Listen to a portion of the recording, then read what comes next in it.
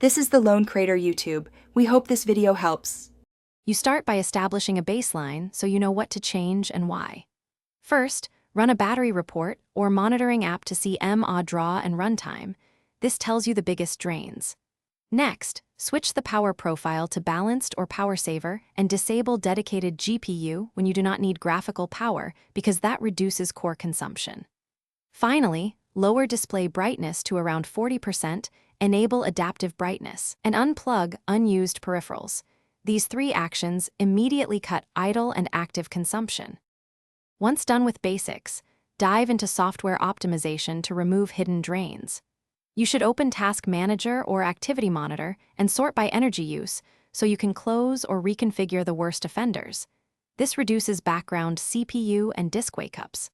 Then, disable or sleep startup apps and postpone updates or scans until you are plugged in, because scheduling heavy tasks for mains power prevents battery cycling. Also prefer the integrated GPU, cap CPU TDP where available, and enable hardware acceleration only where it used. To finish, adopt habits and perform final checks that keep consumption low over time.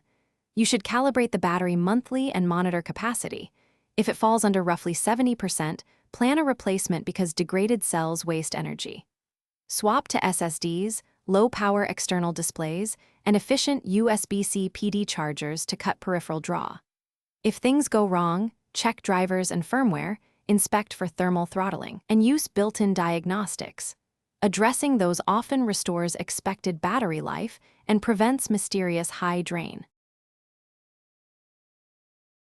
Thanks for watching. Consider subscribing if we helped you.